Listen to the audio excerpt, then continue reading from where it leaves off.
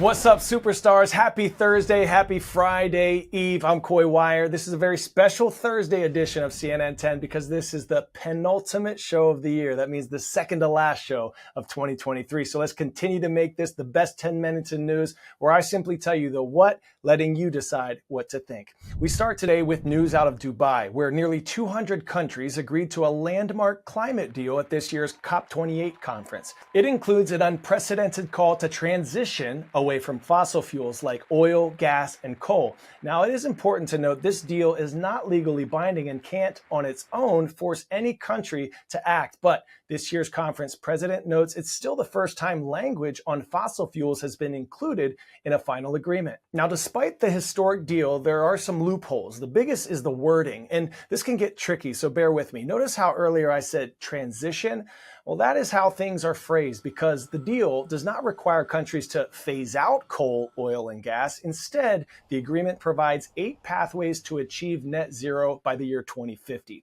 Those other options include tripling renewable energy or using technology that can capture carbon dioxide emissions to keep them from the atmosphere. In other words, a country can keep using fossil fuels at the same rate as they do today and still comply with the agreement. It's this murky language that leaves some people skeptical, even as many praise this historic deal. Environmental activists say it doesn't go far enough and provides loopholes for countries to avoid instituting major change. There are also critics who say the agreement does not provide necessary funding for developing countries still dependent on fossil fuels to supply energy, income, and jobs. Still, with 2023 listed as the hottest year on record, activists are hoping that this will help move the world forward in battling climate change. Okay, from the announcement of one historic milestone to the ramifications of another. Just over a year ago, a technology startup called OpenAI released an experimental chatbot called ChatGPT. Since then, the world has experienced an artificial intelligence revolution of sorts. This year has seen major tech companies pour billions into the concept while world governments grapple with how to best regulate it.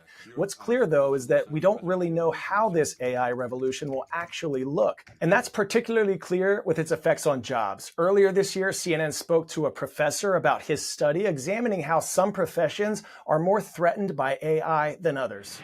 The rapid advancement of AI platforms such as ChatGPT has everyone from librarians to judges to nurses to criminal investigators asking, how exposed is my job? Lots of people are interested in understanding what types of jobs are going to be affected by AI, what policy responses we might want to think about from a societal point of view.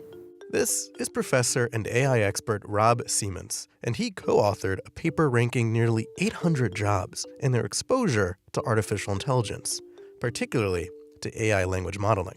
So I'm not in the top 20. However, I am number 22 on the list. The methodology takes 52 human abilities used at various jobs as defined by the Department of Labor. So it could be things like inductive and deductive reasoning, image recognition, language comprehension, and to ones that are much more physical. So trunk strength, arm-hand steadiness, or something like that. And maps those 52 human abilities to 10 areas where AI most excels. Things like image generation, image recognition, language modeling, and things like that. The more those AI skills and human abilities overlapped, the more a job was determined to be exposed to AI. To focus the study, they did not consider the effects of robots and other automated machines in their research, and that skewed the rankings for some jobs that you might think would be more vulnerable to advances in technology. Workers in a manufacturing setting or maybe transportation and warehouse type settings score very low in exposure to AI as opposed to exposure to other types of automation. The type of jobs that the study found are most exposed to AI? White-collar occupations, often with high education requirements and higher pay. If you look at the top 20 occupations that are most exposed to advances in language modeling, 14 of those top 20 are professors. If you look at the number one thing that a professor does, it's prepare and deliver lectures. And we know that language modeling is really helpful when it comes to preparing content that you might later on then deliver to a classroom. AI's ability to recognize and generate language exposes a wide variety of white-collar professions such as mental health counselors, writers, areas of the legal industry, even preachers. Now, praying, of course, large language models are not going to be very helpful with that. But in terms of creating the sermons that you might deliver, you would imagine that, just like large language models could help a clergy person do that. Same thing with a college professor. And the number one job that is most exposed? Telemarketers. Part of the reason why telemarketers are so exposed to advances in language modeling have to do with probably the amount of speaking that they do and the amount of listening and responding on the fly to the comments that they get from whoever they're calling. So how exactly might AI change our jobs in the future? Now, just because an occupation is more exposed to advances in AI doesn't mean that that job is at threat of being substituted. And it's not that lots of jobs will disappear. I don't think that will happen. However, I do think that many, many jobs will change. 10-second trivia. Which of these is a part of the United Kingdom? England, Scotland, Wales, or Northern Ireland?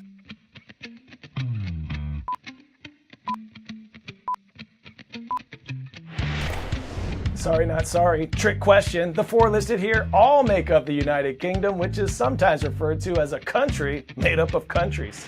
A story from Scotland now. Scientists believe the world's carbon dioxide levels are at their highest level in more than 2 million years. These reports suggest removing CO2 from the atmosphere is a necessary part of keeping a healthy planet. Now, carbon capture and removal is still a relatively new and unproven field, but CNN's Bill Weir traveled to Scotland to see if a startup there has one solution to remove carbon pollution already in the atmosphere.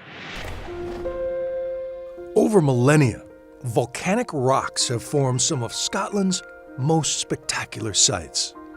But now they could also provide a solution to pull carbon out of the sky and lock it underground. Rock weathering is a natural process. So CO2 in our atmosphere combines with water vapor in our atmosphere, and they will react to form a weak carbonic acid.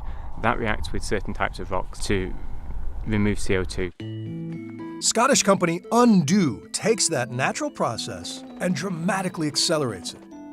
By grinding down volcanic rocks like basalt into a fine powder, the surface area increases. So when the rock dust is spread across agricultural land, there is more contact with rainfall and CO2, and vastly more carbon is captured. In its powdered form, kind of like in a coffee tier in the morning. If you crush down your beans, finally you unlock those reactive surface areas, and then you can create a very potent brew very quickly. When we're putting the basalt down on agricultural land, we typically apply it at about 20 tonnes per hectare, and that's across full farm, so thousands and thousands of hectares now, and we're spreading about 30,000 tonnes of silicate rock every month now. So that 30,000 tonnes that we'll be removing somewhere in the region of 7,000 or 8,000 tonnes of CO2. We have developed a detailed geochemical model to enable us to predict multi-decades into the future how much rock has been weathered. So from current finding, there is huge potential for enhanced rock weathering. We could contribute to 5-10 gigatons annually of carbon dioxide removal in the future.